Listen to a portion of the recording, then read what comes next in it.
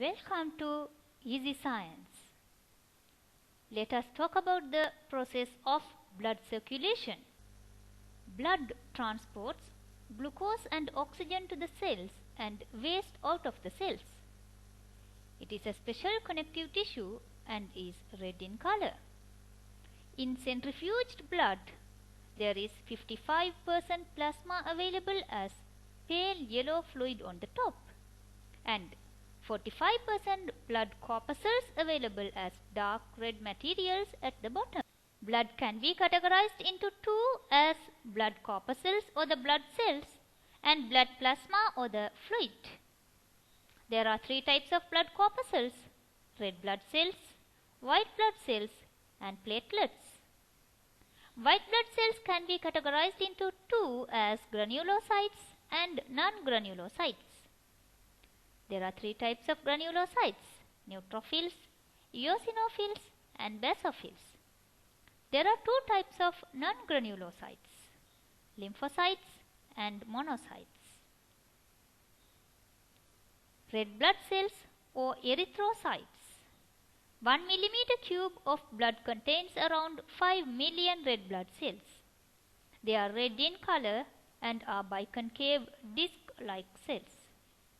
They are formed in red bone marrow and the lifespan of red blood cells is about 4 months or 120 days. There is no nucleus available in red blood cells, so the surface area of the cell is increased. Red blood cells transport oxygen in the form of oxyhemoglobin with the help of pigments called hemoglobin present in them. White blood cells or leukocytes are large in size compared to red blood cells, but less in number. They are colorless and they have nuclei. They are formed in bone marrow and 1 millimeter cube of blood contains around 4,000 to 11,000 white blood cells. Red blood cells to white blood cell ratio in the blood is 600 to 1. There are two types of white blood cells: granulocytes and non-granulocytes. There are three types of granulocytes: neutrophils available around 50 to 70%, eosinophils available around 1 to 4%, and basophils available around 0 to 1%. And there are two types of non-granulocytes: lymphocytes available around 20 to 40% and monocytes available around 2 to 8%. The main function of white blood cells is to protect the body from infectious particles that enter the phagocytosis and by producing antibodies. Platelets are cell fragments without nuclei. 1 millimeter cube of blood contains around 150,000 to 400,000 platelets. They are formed in bone marrow. The lifespan of platelets is around 5 to 7 days. Platelets contain thromboplastin which help in coagulation of blood during an injury. Diseases like dengue and leptospirosis are diagnosed by the drop of the platelet count. Blood plasma contains various materials. The most abundant of all is water, which is around 92% of the plasma. Second most abundant is proteins like albumin, globulin and fibrinogen. Other contents are nutrients like monosaccharides, amino acids, fatty acids, glycerol and vitamins. Ions like sodium ion, potassium ion, calcium ion, magnesium ion, chloride ion, phosphate ion, sulfate ion and bicarbonate ion. Nitrogenous byproducts like urea, uric acid and creatinine. Gases like oxygen, carbon dioxide and nitrogen. Hormones, antibodies and antigens. The main functions of blood are transportation of materials like digestive end products, respiratory gases, excretory byproducts, hormones, mineral ions and proteins.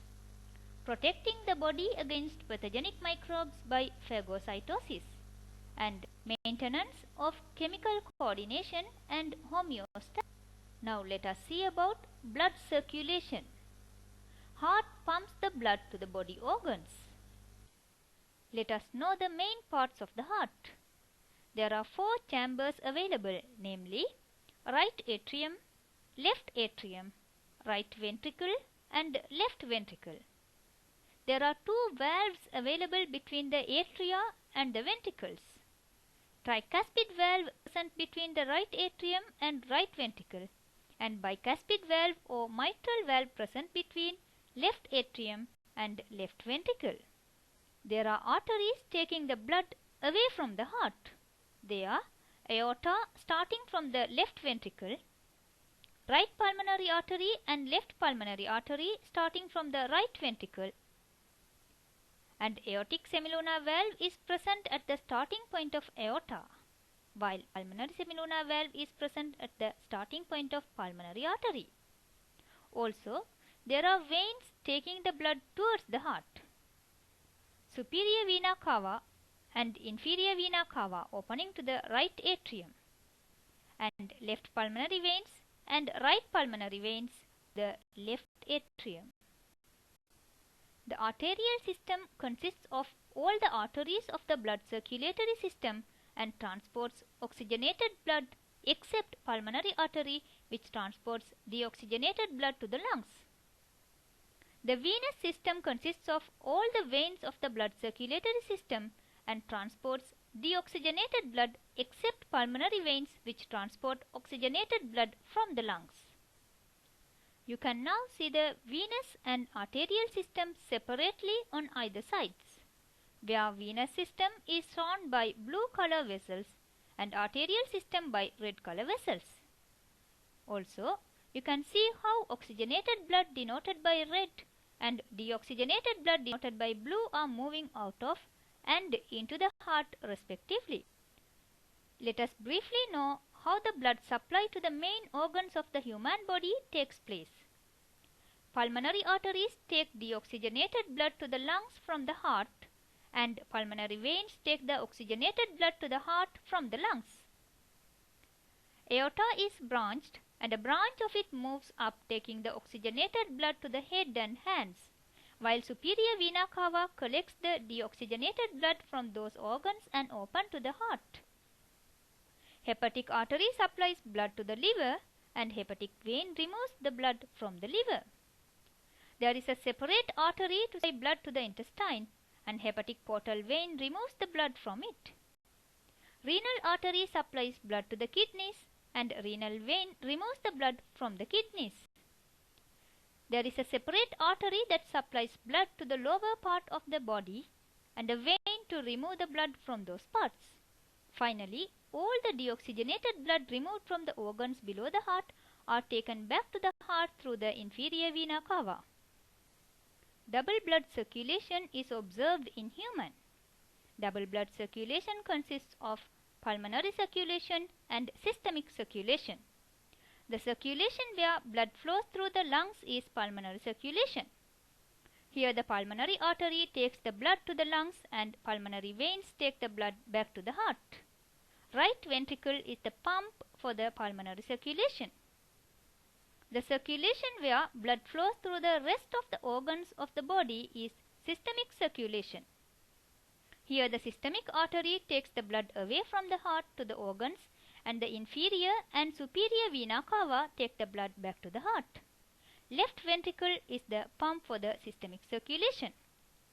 Once the systemic circulation is over, the pulmonary circulation starts again.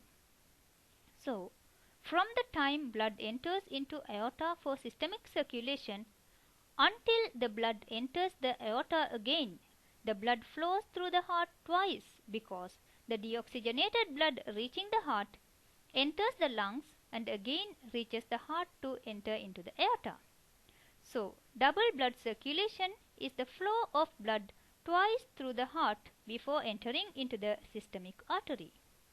Heartbeat is a very common term for us. Contractions and dilations of heart muscles or the atria and ventricles is called as heartbeat.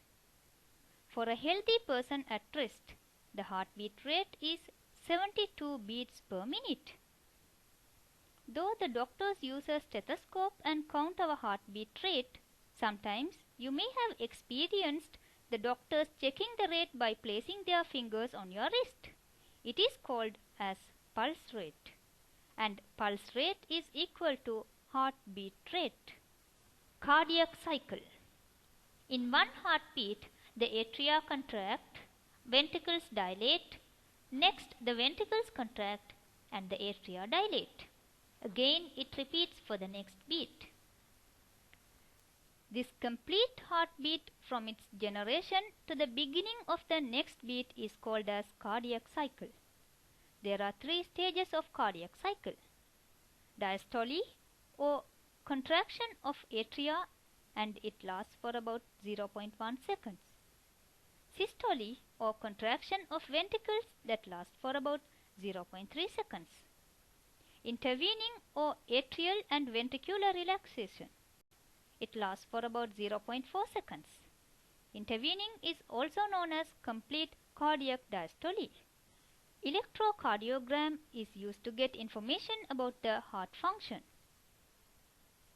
ECG denotes the potential changes taking place in the cardiac muscle cells during the heart function. When a single beat of ECG of a healthy person is considered, it looks this way. And letter P represents atrial contraction. QRS represents ventricular contraction. And letter T represents intervening. Lub-dub sound is heard during the heartbeat. Lub sound is produced when the bicuspid and tricuspid valves close during atrial contraction. Dub sound is produced when the aortic and pulmonary semilunar valves close. The lub sound is longer than the dub sound. Blood pressure. There are two types of blood pressure, namely systolic blood pressure and diastolic blood pressure. Systolic blood pressure is the force creating pressure on arteries when the blood is pumped to the organs of the body. Normal systolic blood pressure is 110 to 120 millimeters mercury. Diastolic blood pressure is the pressure in arteries when the heart rests between the beats. Normal diastolic blood pressure is 70 to 80 millimeters mercury. So, the normal resting blood pressure of a healthy person is 120 by 80 millimeters mercury. There are some causes for the increase of blood pressure. They are aging, sex, stressful mentality, and diseases of human. Let us know about our lymphatic system. It is closely related to the circulatory system. It is the system that connects the excess tissue fluid within the intercellular spaces with the blood circulatory system through special tubules. The tissue fluid flowing inside the lymphatics is called as the lymph. This is how the tissue fluid is formed. From the heart, the artery aorta takes the blood to the body organs. The artery divides to form arterioles, and the arterioles further divide to form the blood capillaries. The network of capillaries transport blood through the cells in the tissues of body organs. During this process, white blood cells and blood plasma move through the thin capillary walls into the tissue. But red blood cells and some plasma proteins cannot move into the tissue. The moved fluid along with white blood cells is called as tissue fluid. The tissue fluid contains white blood cells and all the contents of blood plasma except plasma proteins. After this process, the capillaries join to form the venules and then the veins, and the blood returns towards the heart. Meanwhile, a part of the tissue fluid is absorbed back into capillaries and excess fluid is transported through the lymph vessels, and the fluid is released to the circulatory system. The main function of tissue fluid is the exchange of materials within the somatic cells and the blood. The lymphatic system consists of lacteals, lymph capillaries, and lymph nodes. The lymph flows in the system due to the pressure caused by muscles because there is no pump for it.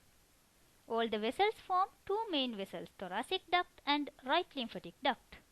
Thoracic duct empties the fluid to the left subclavian vein and the right lymphatic duct empties the fluid to the right subclavian vein. And finally, both enter the venous circulation. The main function of the lymphatic system is the destruction of infectious organisms like bacteria by phagocytosis. This is done by the white blood cells present in the tissue fluid. During phagocytosis, the lymph nodes become more active and swollen and are called as Kuddeti in Sinhala language. Lymph nodes are mostly found around the liver, heart, intestine, skin, armpits and the throat. Let us discuss about the common diseases related to the human circulatory system. Atherosclerosis. The cholesterol produced in the liver is insoluble in water, so it is transported in the form of lipoproteins by combining with proteins. The lipoproteins are of two types, low density lipoproteins or LDL and high density lipoproteins or HDL. The excessive LDL deposit in the coronary arteries and reduce the size of the lumen.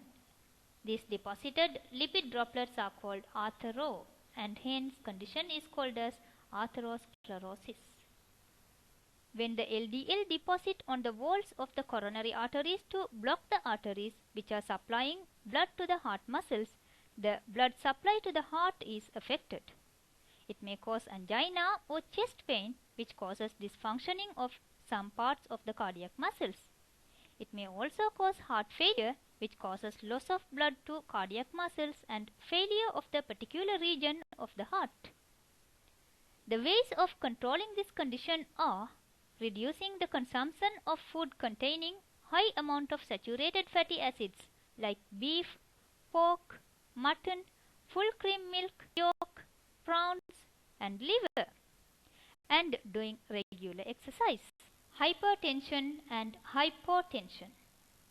Hypertension is the higher pressure exerted onto the arterial walls. The causes for hypertension are deposition of cholesterol inside the arteries and reduction of elasticity of the artery or arterioles. This condition can be controlled by reducing the consumption of saturated fatty acids and by avoiding smoking, alcohol, mental stress and obesity. Hypotension is low blood pressure, which is caused mainly due to nutrient deficiencies. Thrombosis is a condition where blood supply to a certain organ is affected due to a blood clot in a blood vessel. If the clot is in the brain, it is called paralysis, and if the clot is in coronary artery, it is called coronary thrombosis, which causes heart attack. The ways of controlling thrombosis are avoid alcohol and smoking, reduce consumption of saturated fatty acids, consume food with more fibers, reduce salt consumption, reduce body weight, regular physical exercise, and peaceful mental status.